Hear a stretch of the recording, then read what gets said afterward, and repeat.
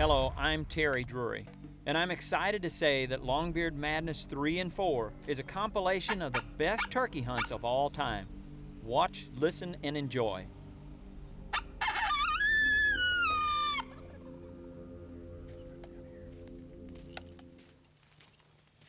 heard a bird over in this general vicinity last night, but we weren't sure where he was. He sounds like he's down here another couple hundred yards. It's foggy this morning, really wet and nasty. We're gonna go down here and set up on him, see what we can do. And get mornings like this where it's so foggy and I mean, it's just, the humidity is 100%. I mean, it's almost like it's raining, everything's wet. But, you know, they'll fly down a little bit later, but they'll still work. Let's go get on him.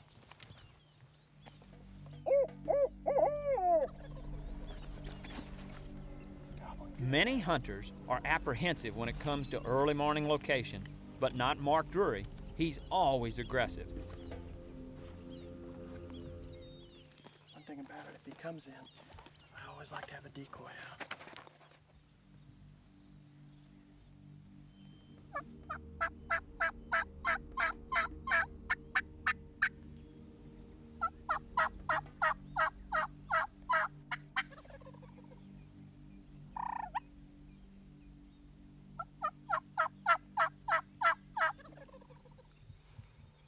They just flew down.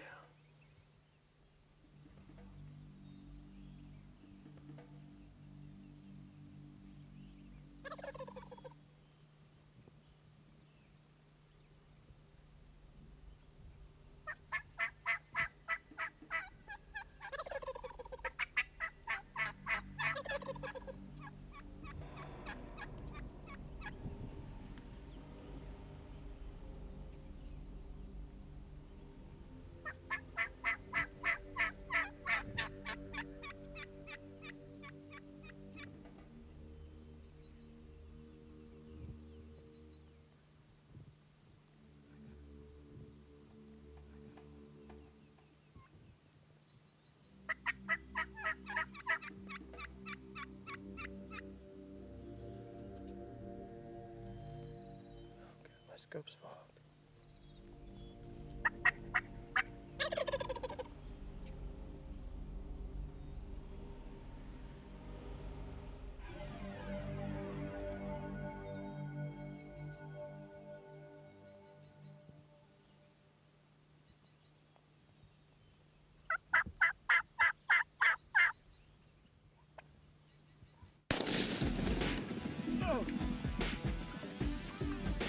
Talk about a foggy morning hunt. Oh, man, was that beautiful. Goodness gracious. Woo! How exciting.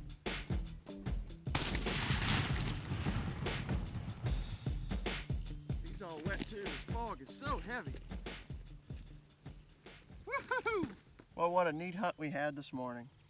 Bird got a little wet because it's so wet out here, so much humidity. The fog is so heavy, it's actually like it's a light mist, but we had this bird roosted, so we came in and hunted anyway, even with the conditions.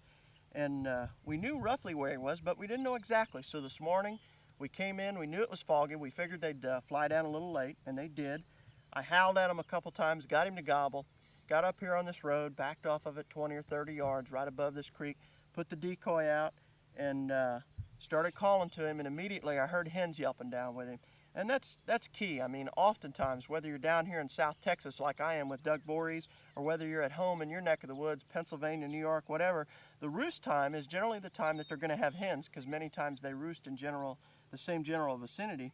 And indeed he did. So I started cranking on him pretty early. I was using one of the new high-frequency diaphragms, the Poison 2, and trying to call the hens in, because when he's got the hens, chances are you're not going to call him away. So I started calling to the hens. I got really aggressive. I was purring, and they started yelping back. And when they do that, man, it's time to crank them, because there's a good chance they'll come on in.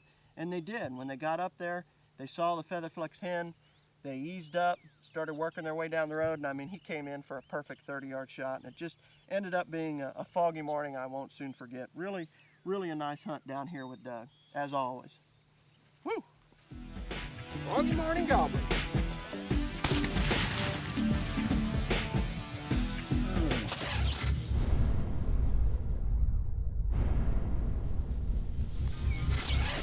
If If you've ever logged on to our website, DruryOutdoors.com, and visited our discussion board, then you know one of the most popular topics on that board is what type of camera do I need to video my hunt? It seems like everybody's getting into videoing their own hunt. Well, I can tell you exactly what our setup is. We shoot a Canon XL1. We make sure that the entire camera is completely camouflaged. We have a set of Sony headphones so you can monitor your audio and make sure you've got good, clean audio. And we've also got a Bogan 3063 headed fluid head tripod on a 3001 base. That's the exact setup we've been using the last 3 years. We also like to take some camouflage netting so that we can have complete cover if need be out there in the field. I'll actually drape that over me like that, put my head net up, and you're ready to film. Now, not everybody can afford this type of camera. It might be $3,500, $3,600. There are other good cameras in the mini DV format, and that's the key word, mini DV, that you can go out and get excellent quality pictures. Another format I might recommend is digital high 8. Both of those formats will allow you virtually enough quality to reproduce. And if you get a good piece of footage, send it to us at Drury Outdoors.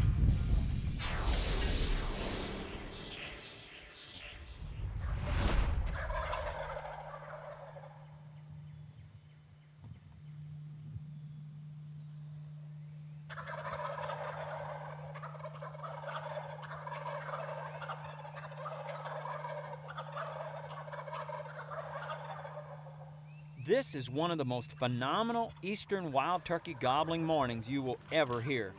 John Odell has a tendency to sniff out those hot spots.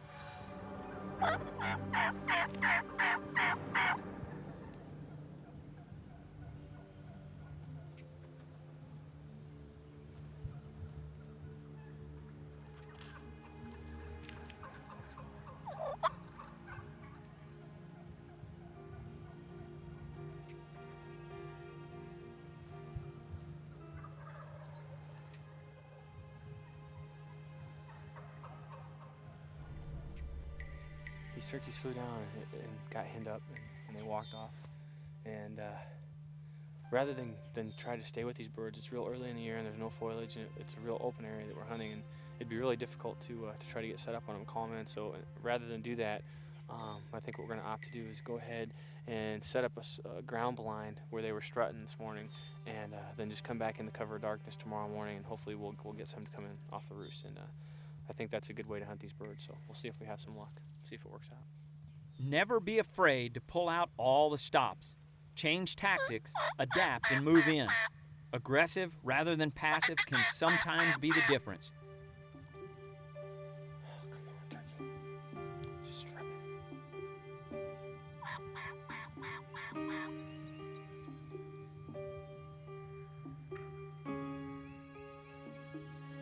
Come on, turkey.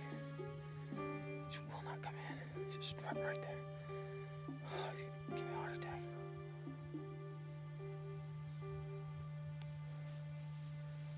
Still right there. Put that in.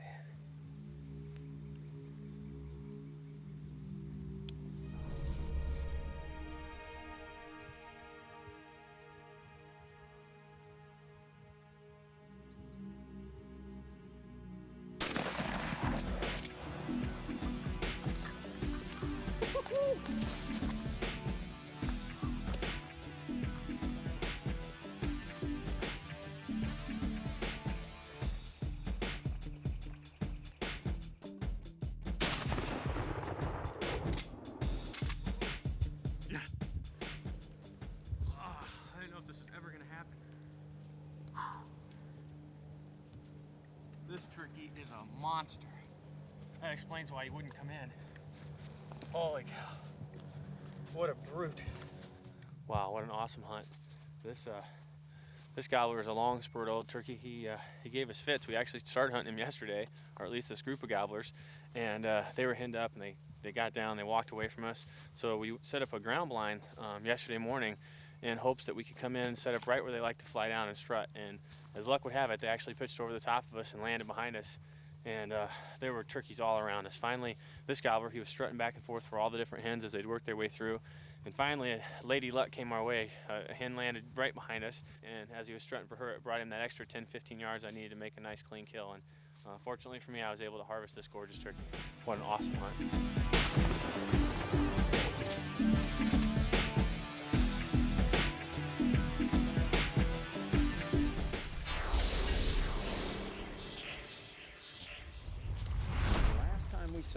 and they should be. Are they in that little ditch, that draw? They're coming this way, up this green field, over this way. Well, let's try and get ahead of them and see if we can't cut them off. We've probably just set some kind of record for the most number of hunters chasing after an old tom in one group. We'll test our skills and our luck. There she is.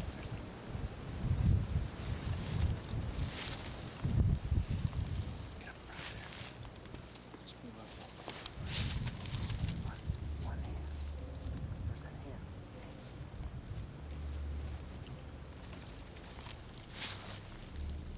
I cannot express the gratification that one realizes when hunting with your spouse.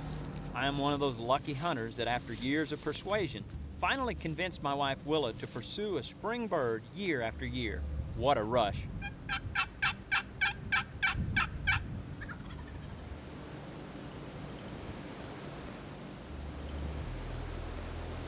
There's a gobbler right there on the hill. Right there. Put your head down. There's two of them. The other one's right with it there.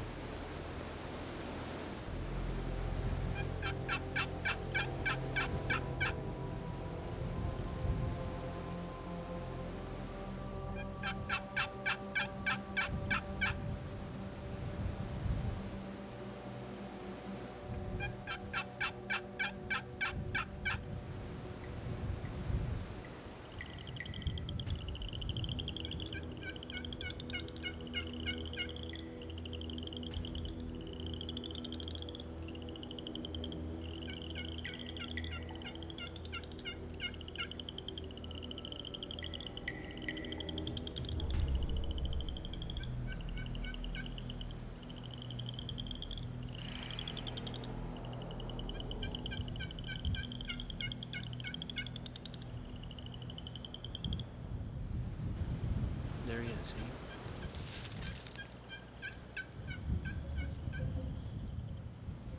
Which one? The front one. Wait till they separate that first one.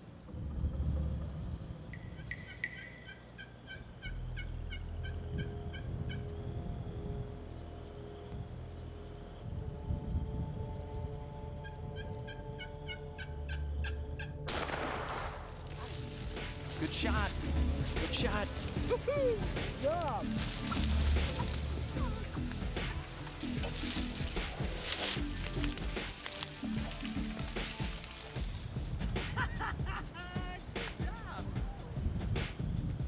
You did it. Look at that. Good turkey.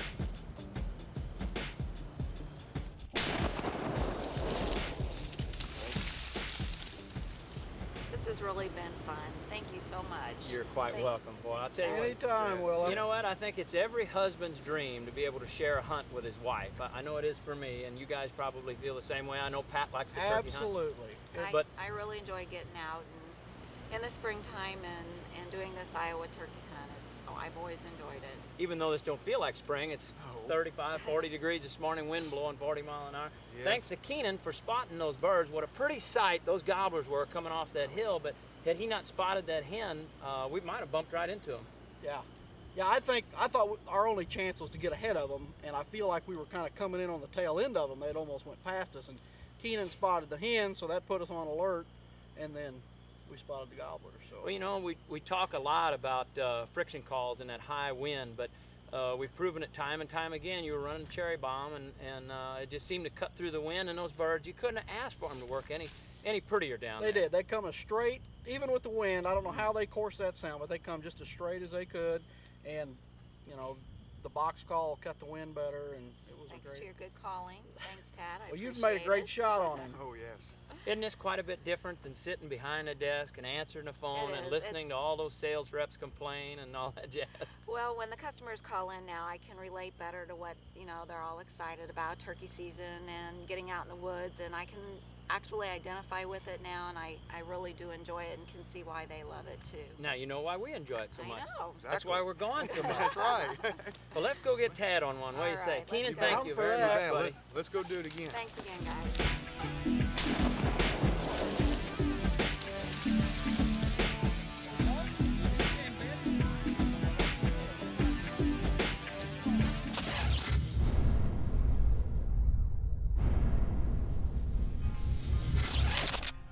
this up here. You know, we don't normally talk about equipment, but being intimate with your equipment, being intimate with your shotgun is so important.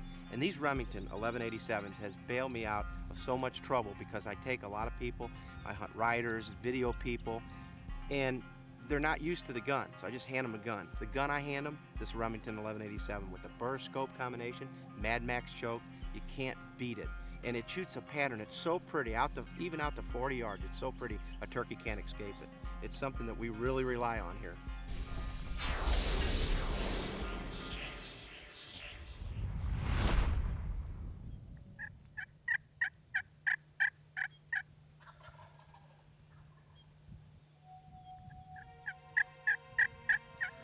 The most special hunt with the most special of people, our parents, Ralph and Lucille, sat in on an early morning hunt to listen and observe from an adjacent location. Little did they know that they have fulfilled a long-time dream for Mark and myself.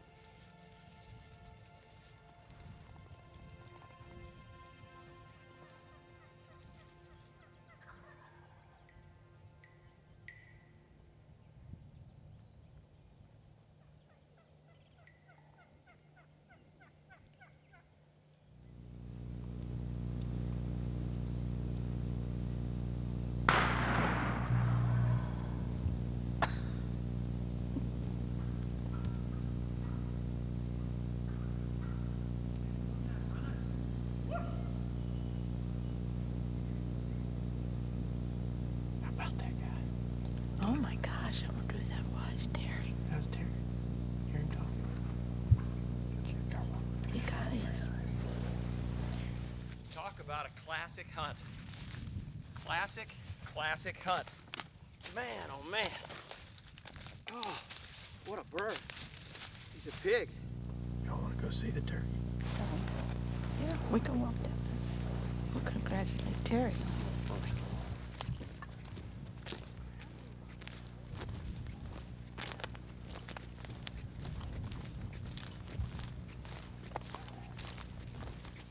Well, Mom, Dad, how'd you like your first turkey hunt? Oh, it was great. Not even cold. I was excited. It's cold this morning. The weatherman said it was about 29 degrees. Oh my gosh.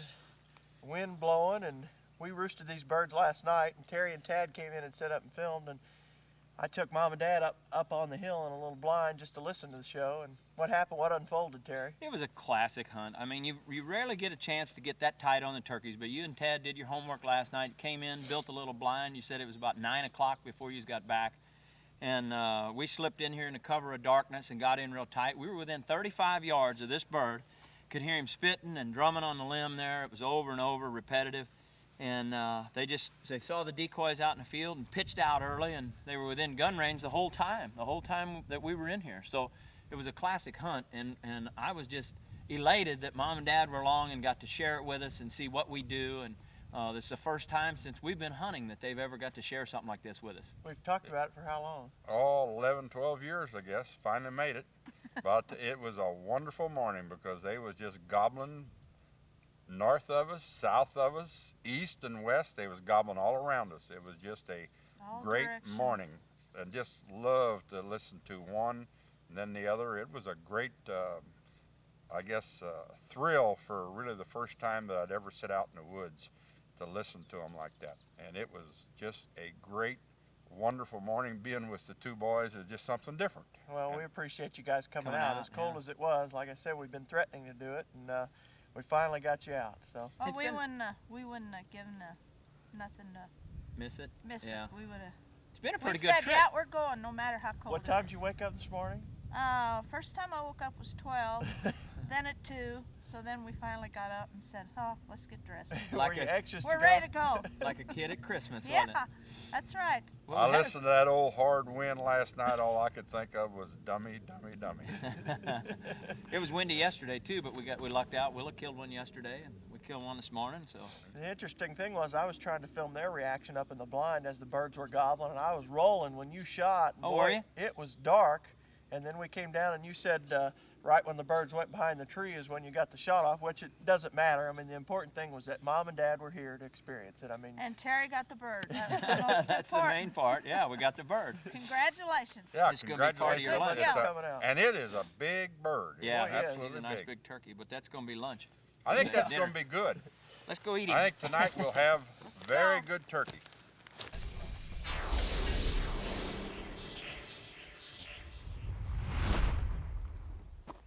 You know, looking over a valley like this is a good way mid-morning or late morning even into the afternoon to glass this whole valley. You can see turkeys out here, maybe get a game plan as far as setting up on them.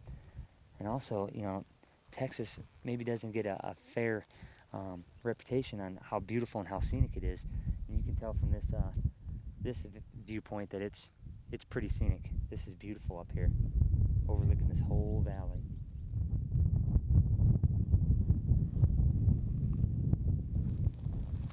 We just got done glassing this whole valley from atop that hillside up there. And we didn't see any turkeys, but we have also a watering tank that's just over this way, and they have to come to water. I mean, it's 90 degrees. It's really hot in camouflage, and turkeys have to come to that water. So what we're just going to do is we're going to set up, we're probably 150 yards away from the watering tank, but anything that's going to travel through this bottoms to that tank is going to probably intercept us, or at least hopefully I can coax them to do that. So we're just going to set up right over here. We've talked before about how hunting water sources in dry areas can be effective for deer hunting. But as Dave will show us, it can be just as effective when hunting turkeys. Oh my God. One just gobbled right there.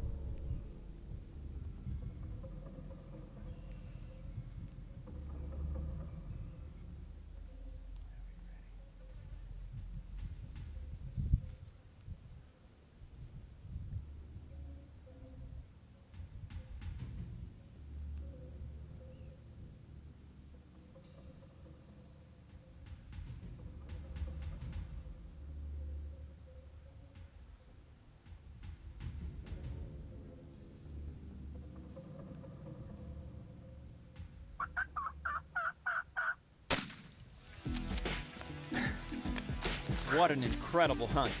This gobbler came in so close that you could almost reach out and touch it.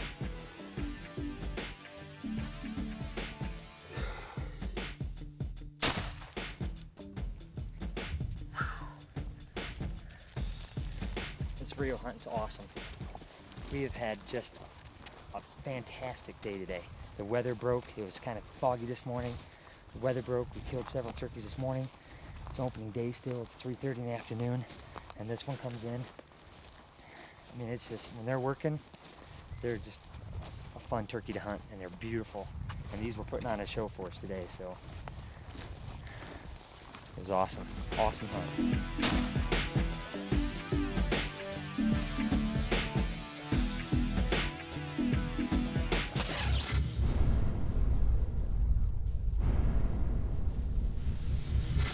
You know, when you're trying to set up on turkeys, and the sun's high over the sky and it's casting a lot of shadows, especially earlier in the season when there's not as much foliage, you really have to pay attention to the shade part of the trees or shaded areas of the tree.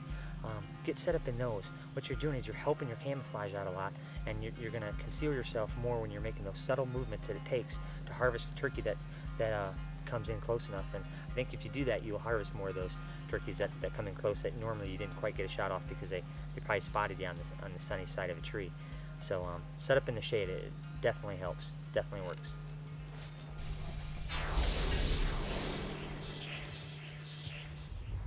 Now it's off to Kansas for an amazing encounter with more eastern gobblers than you can shake a stick at.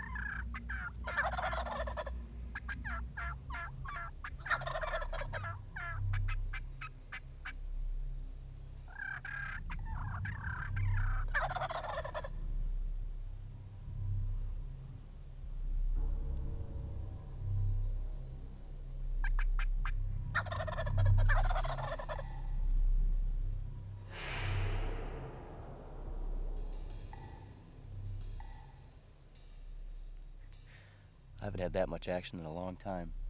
Tell you what, it goes to show you don't always have to kill something to have a great hunt. We saw those birds in a field edge, came down here and set up, and this is all the closer we could get, this little berm. And I thought there was a strutter in with them. Managed to pull all the jakes across about a quarter mile, 15 of them in all, I think. And they'd gobble and strut and put on a show for the better part of an hour. And it was enjoyable just to be here and watch it.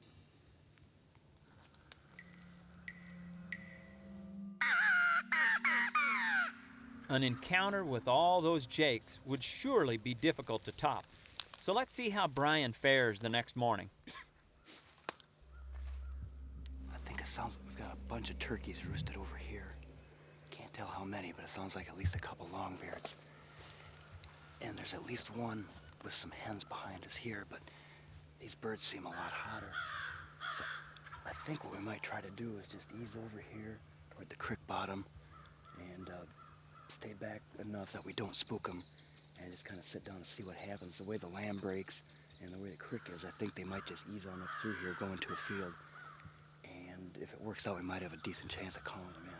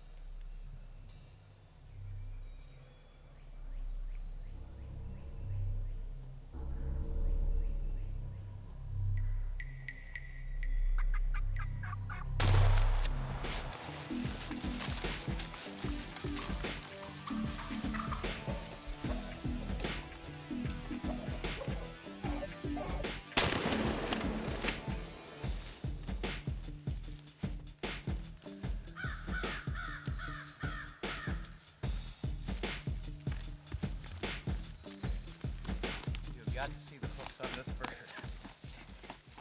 This has been an unforgettable hunt.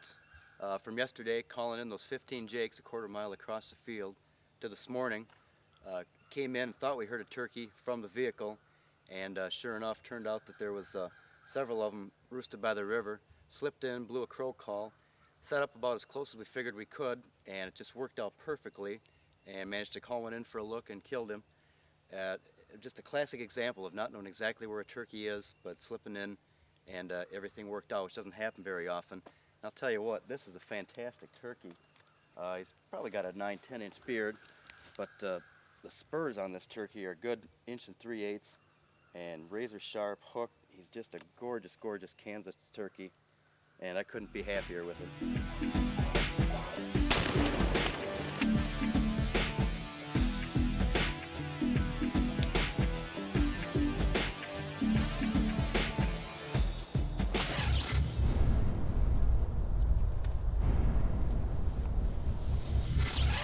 I'll tell you what, you won't find many spurs better than that.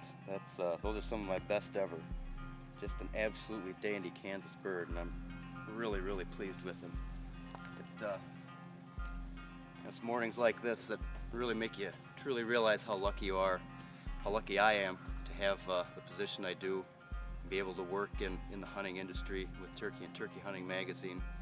It's easy to forget about that when you're in the daily grind, maybe putting out magazine after magazine in the winter and summer, putting in a lot of office time, and it almost seems like a sacrifice. But I tell you what, when you're able to come and do this and appreciate just the beauty of everything here in the turkey woods, it makes you realize how truly lucky you are, and especially in a world where it seems like so many people just hate or resent what they do.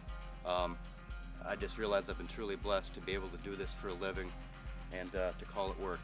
I'm extremely lucky.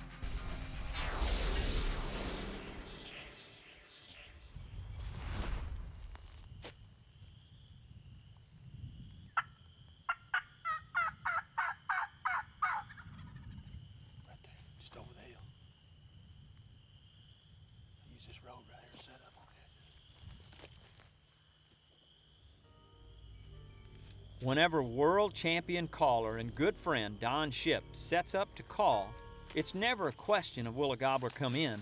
It's only a question of when will a gobbler come in.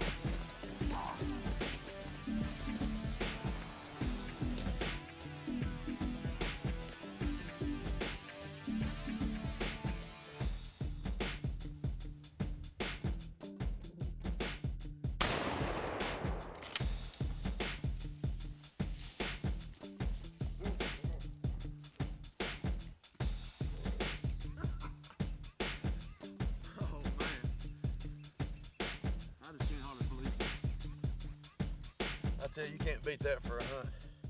You know, today was like the biggest part of the turkey hunter's day. We started out, we had a turkey roosted, got in with him tight. He had hens with him, and we didn't get him called away from the hens. They left. Everything got quiet for a while, and we didn't want to quit. And a lot of people were going home, but we stayed with it. And it's about 11 o'clock. We step out of the truck, walk into a little spot we know turkeys use.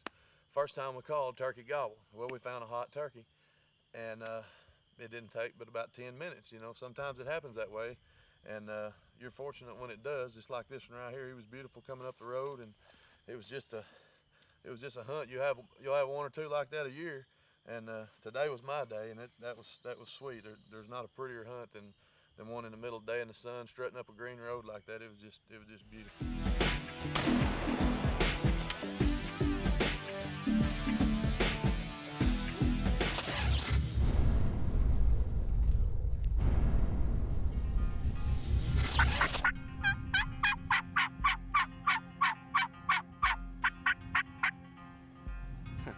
These new high-frequency series of mouth calls, I've had great luck with it this spring, and I think that you put higher frequency out in the airwaves, you're going to get more answers, and I've found I've had much more success this spring with this mad high-frequency line, and they run really realistic, and that's what I like. I like a realistic sounding call.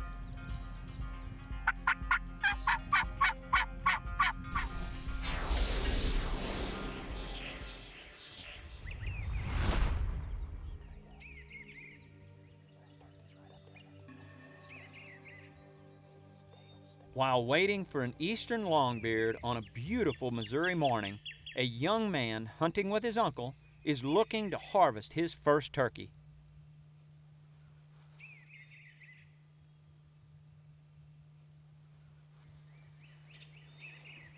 Got turkey up in the tree on the roast. We're watching him. We'll give him a couple of soft calls, see if we can get him to come up this way. But he can see us from here, so we have to be careful.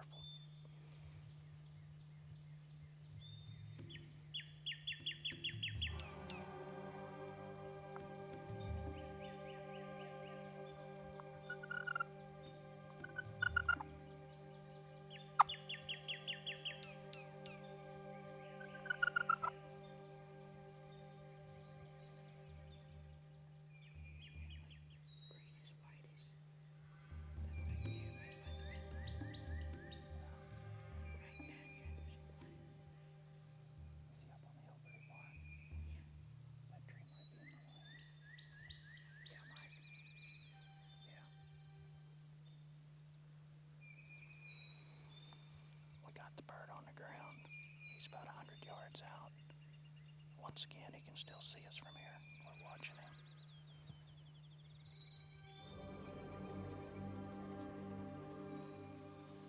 Well, it looks like this one gave us the slip.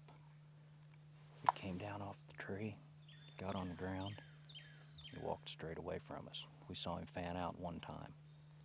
I think what we're going to do is go up on this far hillside, go down the hill. There's a big field up here on top. We think that's where he's at.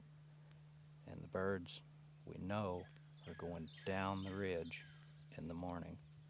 So we're going to go across, down the ridge, try to get ahead of them, see if we can't set up down there.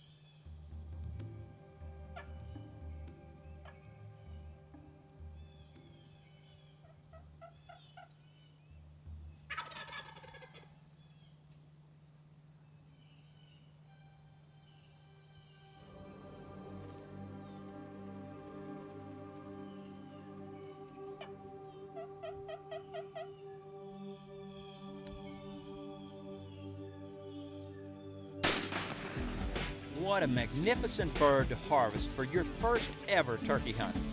Wade performed like an old pro. He was patient and made a great shot when the time came.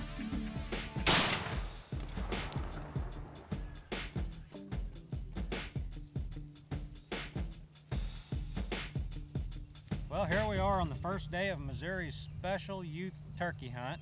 This is my nephew Wade.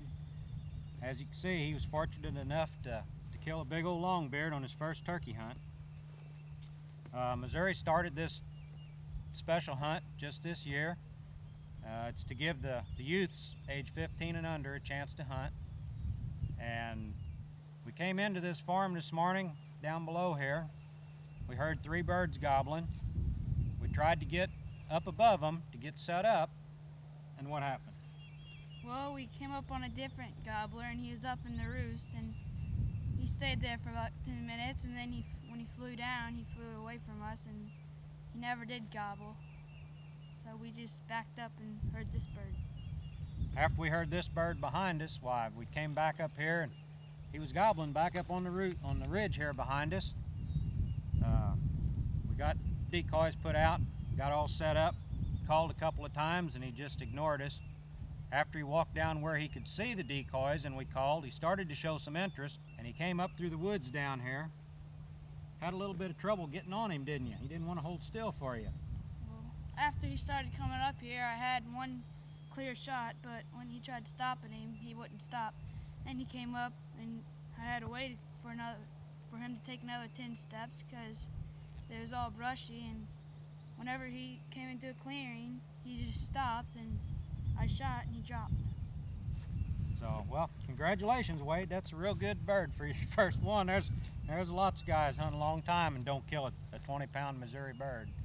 That's really a nice one. It's a beautiful day out here today, too.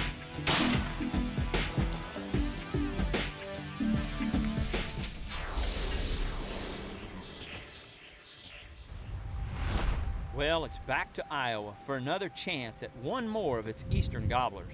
Here's another first-time turkey hunter looking to harvest his first turkey.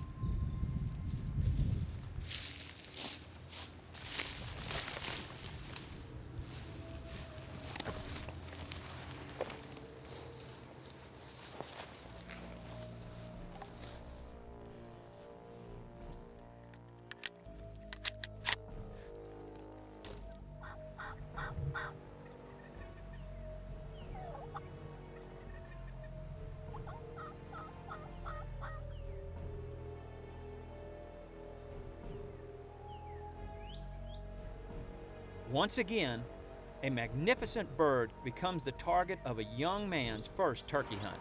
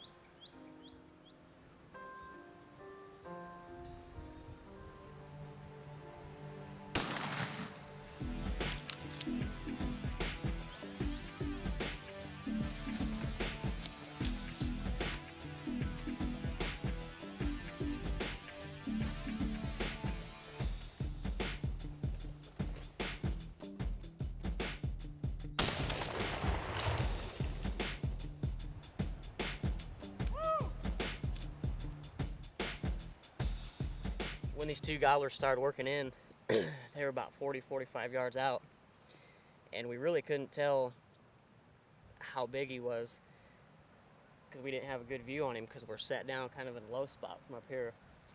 But it didn't take long. The mad calls brought him right in.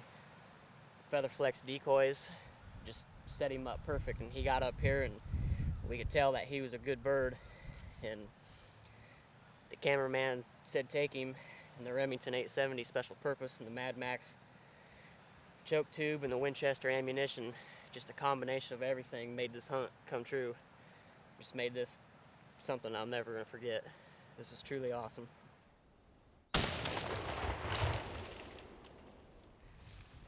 I can guarantee you I'm gonna be a turkey hunter for a while. It was a great experience. I can't wait till next year now.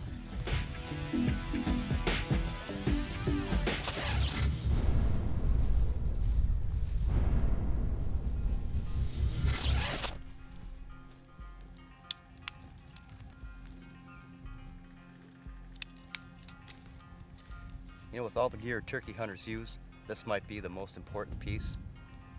For $5 or $6, these clippers can make your setup a lot better place. You know, it's amazing how sometimes just little obstructions like this, brush, undergrowth, deadfalls, things like that, can get in your way, potentially destroy your pattern, prevent you from getting a shot.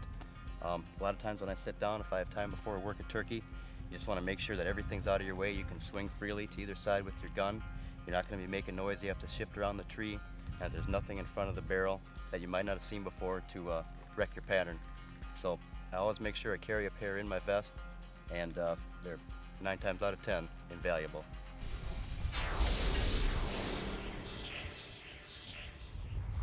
This time, good friend Tad Brown is in search of a real longbeard as we head back down to Texas.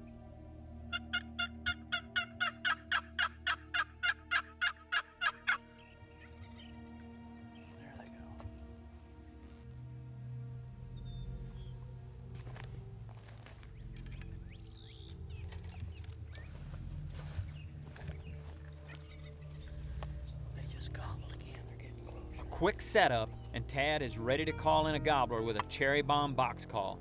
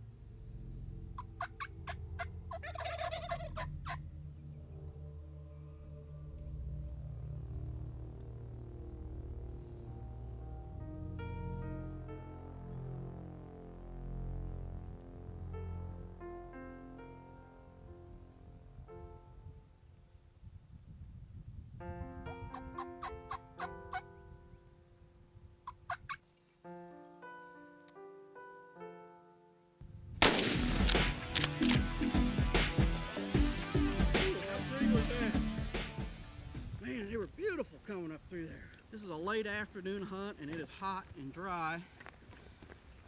I'm hunting here on the Chaparosa with Doug Borries.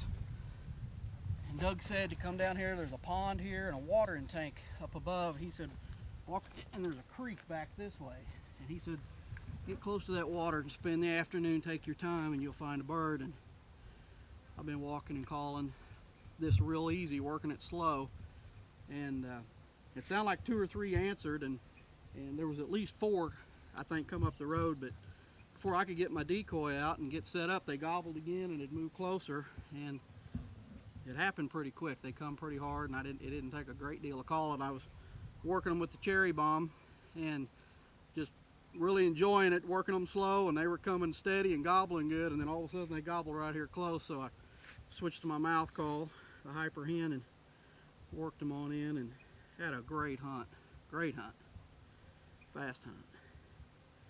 Great turkey. Beautiful Rio Grande. Nice beard. About a 3-year-old turkey. Nice spurs. Looks like a 3-year-old turkey. Nice sharp spurs. Beautiful bird. Beautiful tail. They were all strutting and gobbling coming up through there. Beautiful.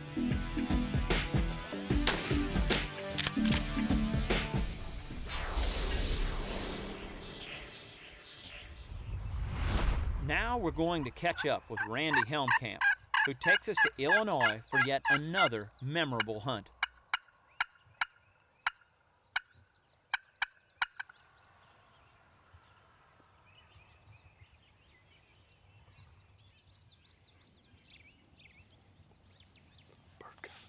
Bird right there.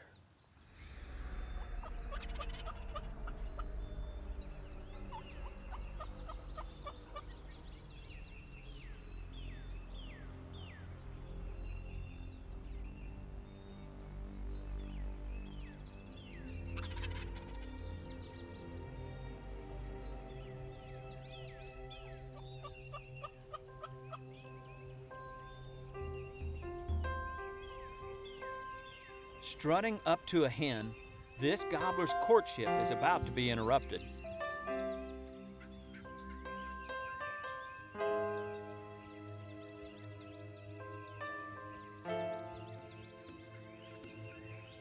A gang of jakes sends this gobbler the other way in a hurry.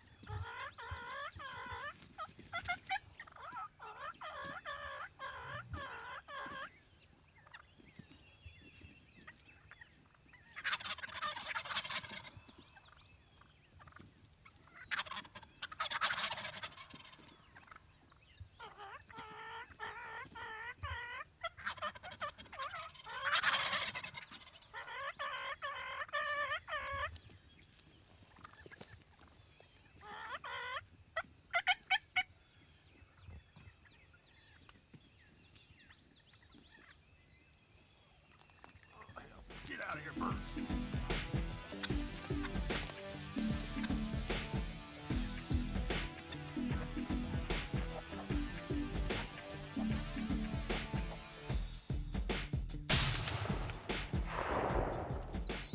Well, I tell you what, it doesn't get any better than this morning.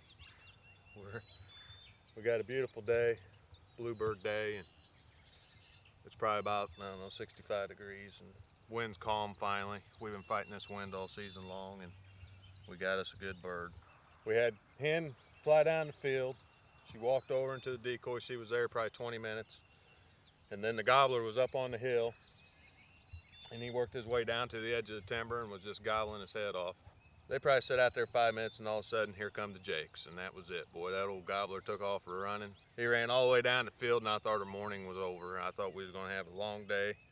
And the one hen was still out here by her decoy, so I was like, well, let's just sit here and see what happens. And it wasn't 5 minutes later, I turned around and looked down our edge, and here he come back to the decoys. And he kind of come out strut and started running, so I took him. I figured it was my one and only chance, so.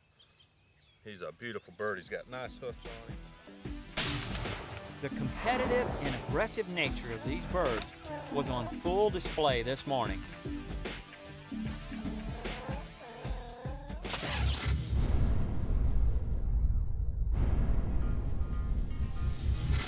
Boy, probably nothing any tougher than a pasture bird. We call them pasture birds. These field birds like to roost right on the edge of this field and then pitch down. They get into these high humps where you can't get to them unless you belly crawl, and they stand out there and they gobble and they expect all these hens to pitch down and come to them. And when they get accustomed to doing that and they've got hens running to them, there is nothing any tougher than trying to harvest one of those birds. Well, how do you do it? I'll tell you what. We came in and we observed this turkey, watched him 2 or 3 mornings in a row, able to come in here and roost him of an evening, finding out exactly what limb he was sitting on.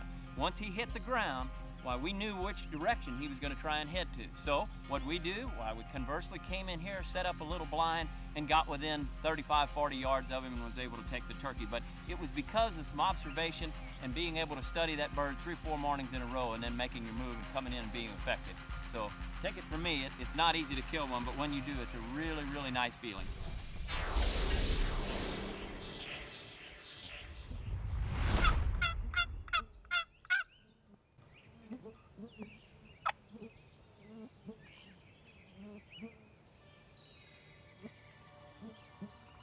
Our story continues in Illinois. A couple of mornings later, and it's Kirby Knoxstead's turn to harvest an eastern longbeard.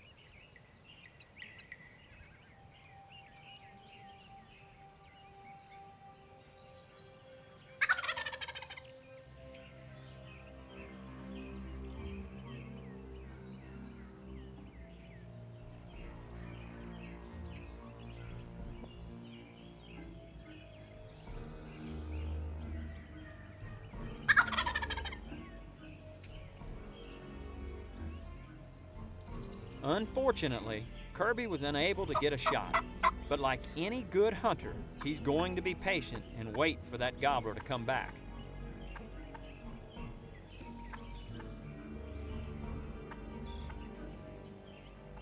Kirby knows that his chances are good as long as a clucking hen is nearby.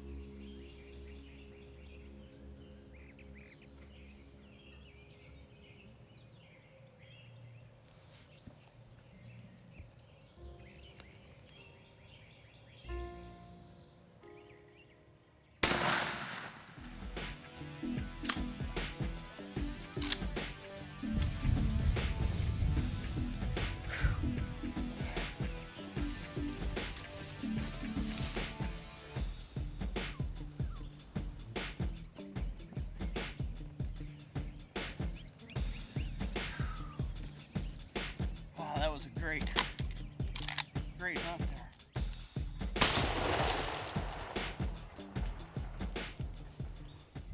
Well, we had good morning here.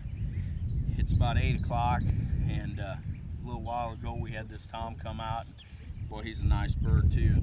He came out and put on a little show for us, and he was kind of blocked by the camera a little bit, but I think we got a little bit of him. So he came out and strutted around for a while, and then a hen come out, and he went to following on the hen.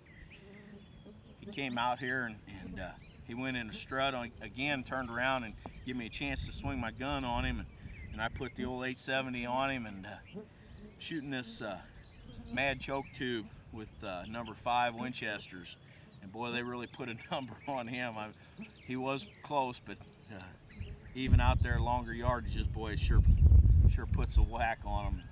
This one worked out real good and put him down right in his tracks. So now we can get on home, and maybe get a little bit of breakfast or something, maybe go out a little bit later on this morning again. So good day, good bird.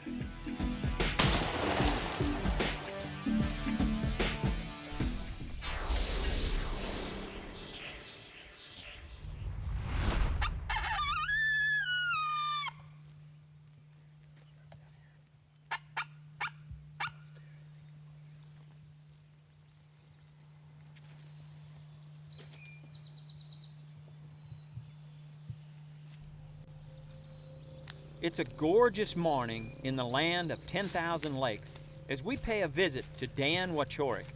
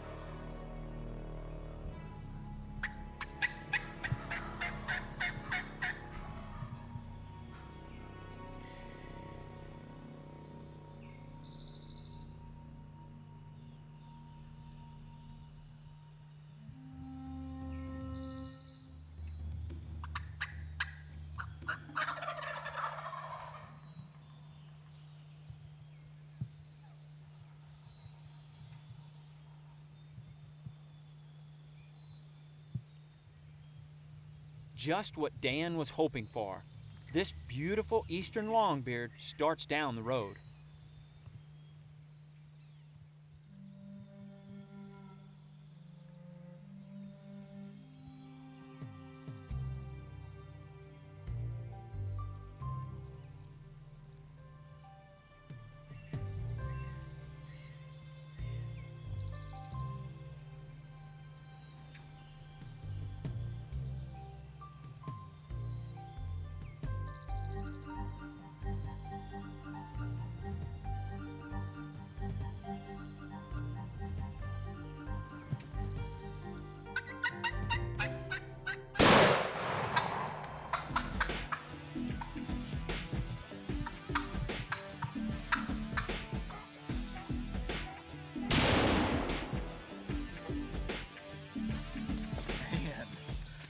That Mad Max choke throw pattern or what?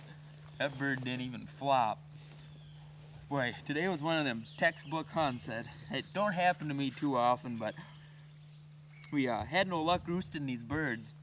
So this morning we started out in the field. We know there's turkeys in here. It's excellent country. We started out with the owl hooter up there, no response. Then I tried the new mad coyote howler here, high frequency, and barked her down in here, and boy, these birds gobbled. It sounded like a couple of them.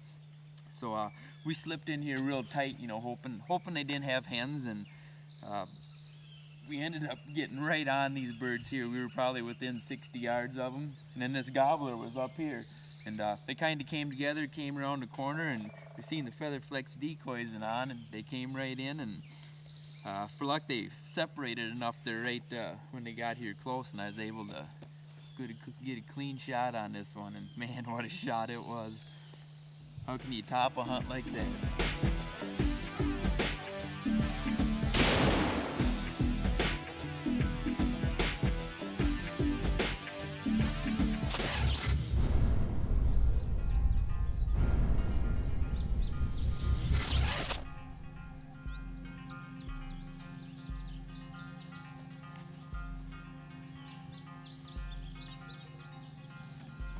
You know, this is a good tip. We're set up in the edge of a field, and it's late in the season. We have a pretty normal decoy spread that we utilize. It's a Jake decoy and a hen decoy.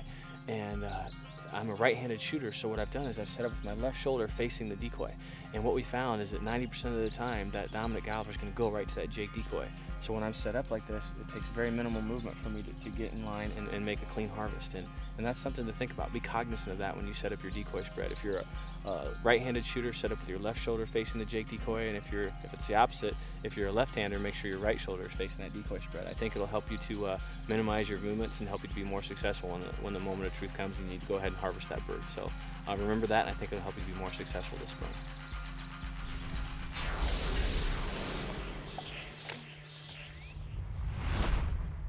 Brother Mark heads out to Colorado to help call in one of those beautiful Merriam Longbeards for Dr. John Alfson, who is looking to harvest his first turkey.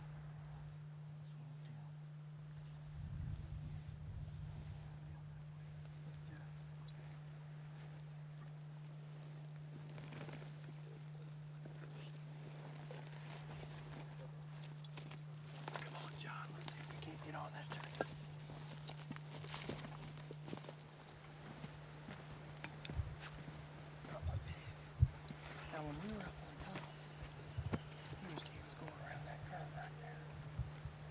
Hey, why don't you guys get right there? I'm gonna put this decoy up and see if it works.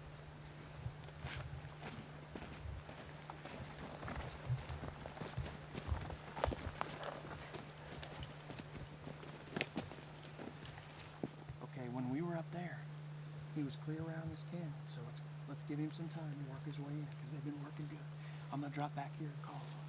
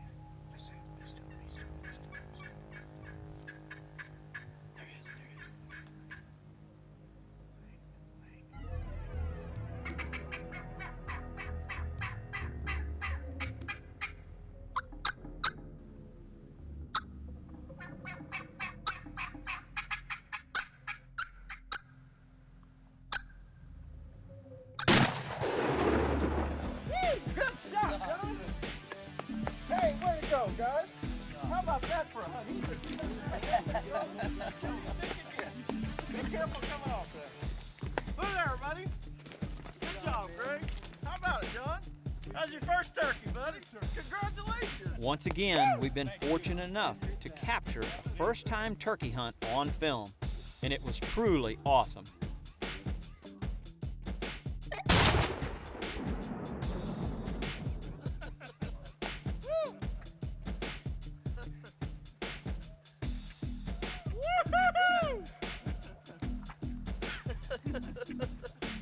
Boy, that's where the power of decoy did it. He was all in once he saw the decoy. That's what he just come up through there. So did you see him coming all the way through? Yeah. Well, John, congratulations on your first turkey.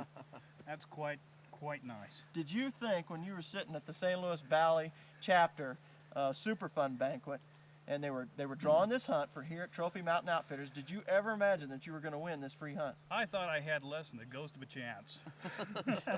What'd you think when you won? I looked at my number, I know it was what they said, and I just couldn't believe that was my number. These guys are really gracious with the way they donate hunts and the way they sponsor the NWTF, and you know, it's for the restoration of the bird just like this. And you know, we came full circle. You know, you won it at an NWTF event, and here you are killing your first turkey. I mean, Oh, it really that's wonderful. That's great. It doesn't get any better. It's a great cause. We did a lot of things right here this evening. First of all, we had a visual of the bird from on top. We saw him go down this road walking away, and he was by himself. It's evening, so we felt like he'd want to pick a hen up. And we got down here. We stayed back from him a little bit, and I think one of the nicest things, or a technique that I use a lot, was the decoy placement. I like to take my decoys and put them where they are facing away from an approaching gobbler. I don't like to face them towards him. I don't like them profiled. I like them quartering away, and that gives him the appearance that she's walking away from him, and you saw what it did. I mean, he came right up the road. Man, what a beautiful sight, and great shot, buddy.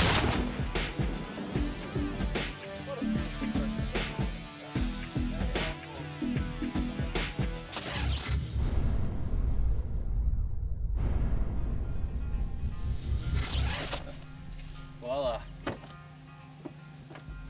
we weren't successful that time, but you know, a good point, and I think a lot of people overlook this is you carry these decoys around in your vest all day long, and what happens is they get smashed down and they don't look real. And so what we like to do with our feather flex decoys is after a hunt, a morning's hunt, we fluff them back out, get them all set up, and then sit them back here so that they're not smashed, and so they don't get creases and don't get smashed out flat. And I think it helps them to look more realistic, and I think it'll help you this spring too. So it's just another tip you can try to hopefully help you be more successful.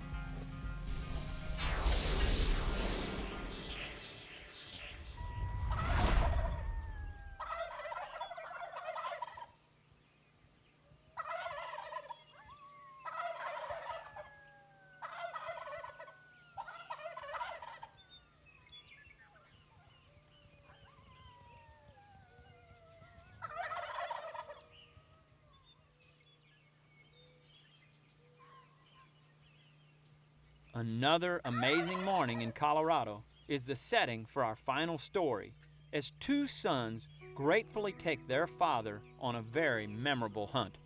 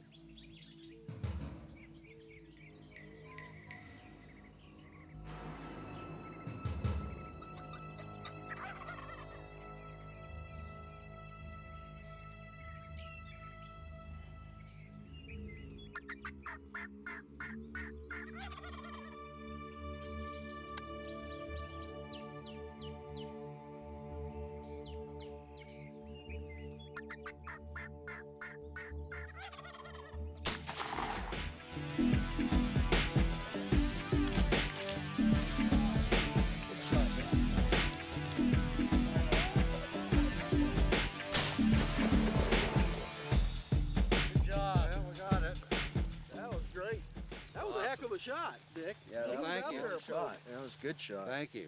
I think you made the shot at the right time too. It looked like he was going to follow those hens. You're just going to get further, I think. I think you're just going to get further. That's great, man. That was a great hunt. You boys roosted the turkey last night, and you called the hunt just like it happened. Sometimes they work out the way they're supposed to. Right. Well, I didn't know if we need to get up quite so early, but once we got here and seeing what the cover was like, it was important that we got up early and got here. Time was of the essence. Got in under the cover of darkness.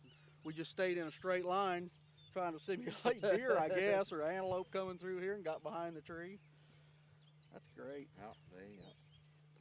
You guys had this one all figured out, that's for sure. I'll tell you what, the father-son team is a neat aspect of this. Did you get the boys started turkey hunting? No, they have always taken me hunting. I don't take. Oh, really? I don't take them hunting. So they started turkey hunting. Yeah, I don't even remember when Tiger started turkey hunting.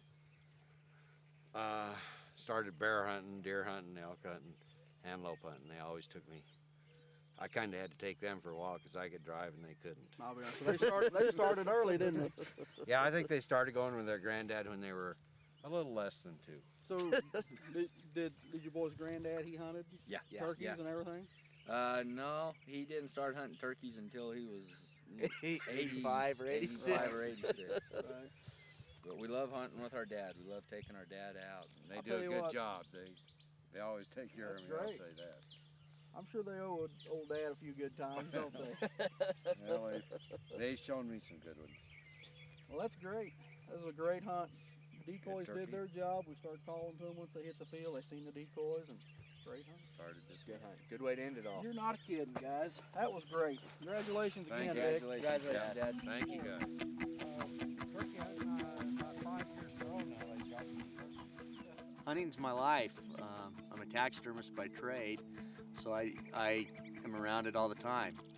I love it. I've loved it ever since I was a boy. I just love being out there in the woods. I love watching the animals and everything like that. And I love hunting with my dad. It's just a great thrill to be out in the woods with him, enjoying nature with him. I really enjoy this because growing up, I didn't get to spend the amount of time with them that a lot of people get to spend with their children when they're younger. So now I'm getting even and beginning to spend more time with them when we're older. And I'm not too sure that isn't just as good. I think it probably is good or a little better. We seem to enjoy each other probably a little bit more than we would have back then. It's nice being able to go out, with somebody in your family that means a lot to you and give them something back, for all the things that he gave us as we were growing up. Dad started going along to help take care of me because I was so little at the time. And he enjoyed it. At this point in my life, it's what I guess I'd call get even time. I always had to take them hunting in the past, and now it's up to them to take me hunting and take care of me. Now, as I've grown older and I'm not dependent on somebody to take me out, my dad's grown older too, and we take him out, and we get enjoyment out of that. He was always there for us, and now I feel like, in some small way, I'm there for him to pay him back and help him out. They slow up for me because I don't get around very well, and they get around very well. They do everything they possibly can to make it possible for me to bag what I want. You want to go do this, you want to go do that, and hunt this, deer, elk, antelope. We got him a bighorn sheep this year that was one of the greatest moments of my life. We truly hope you've enjoyed this video and continue to enjoy it with each viewing. All of us at Drury Outdoors are sincerely thankful for your participation. Good luck in the field, and please hunt smart and safe.